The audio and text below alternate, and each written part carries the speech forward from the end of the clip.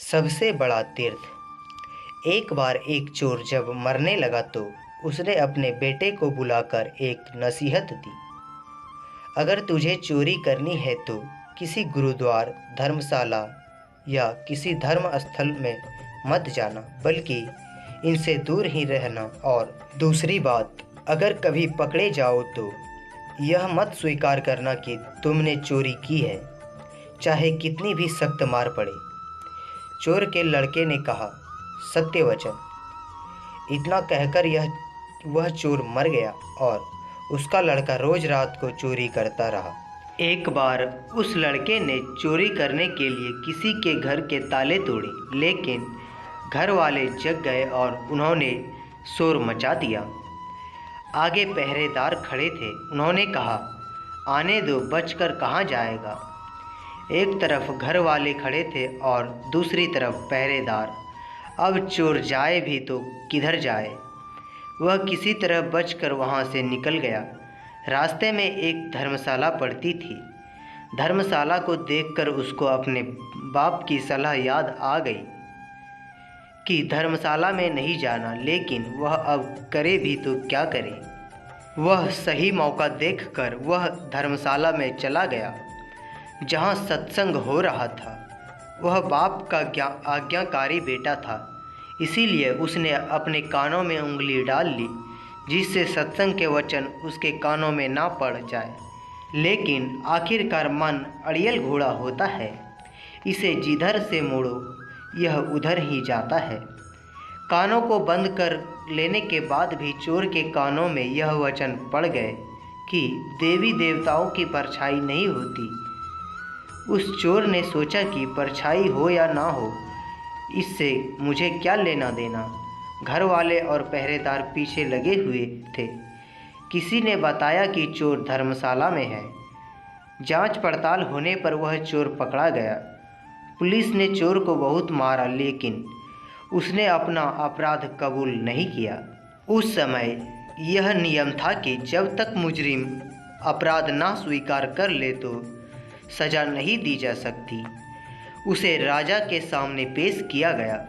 वहाँ भी खूब मार पड़ी, लेकिन चोर ने वहाँ भी अपना अपराध नहीं माना।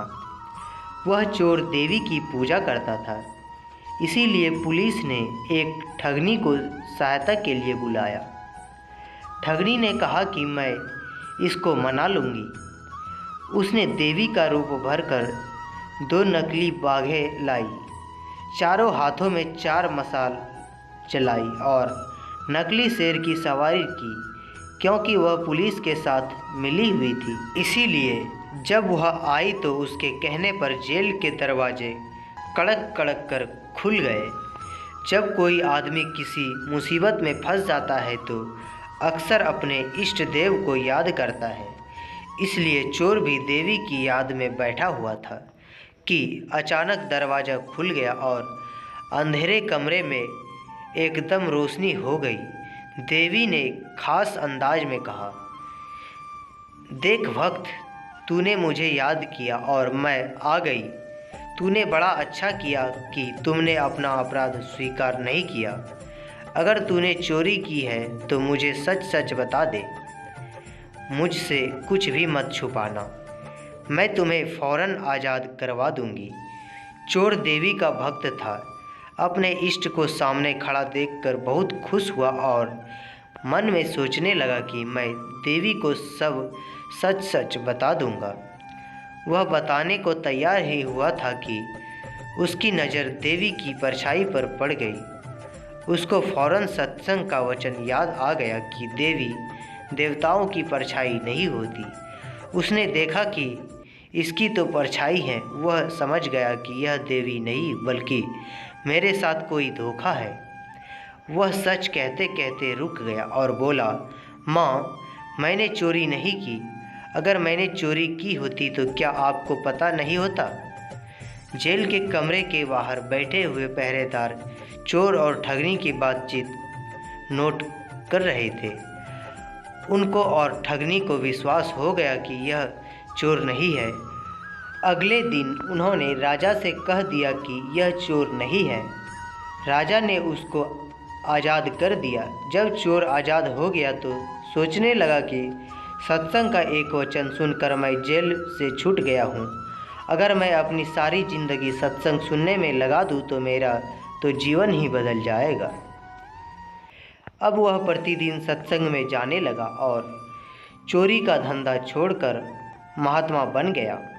तो दोस्तों, हमें इस कहानी से यह सीख मिलता है कि कलयुग में सत्संग ही सबसे बड़ा तीर्थ है। तो दोस्तों, अगर यह कहानी आपको पसंद आती है तो वीडियो को लाइक करके एक प्यारा सा कमेंट ज़रूर करें और इस वीडियो को ज़्यादा से ज़्यादा शेयर करके हमारे YouTube चैनल को सब्सक्राइब ज़रूर करें। धन्यवाद।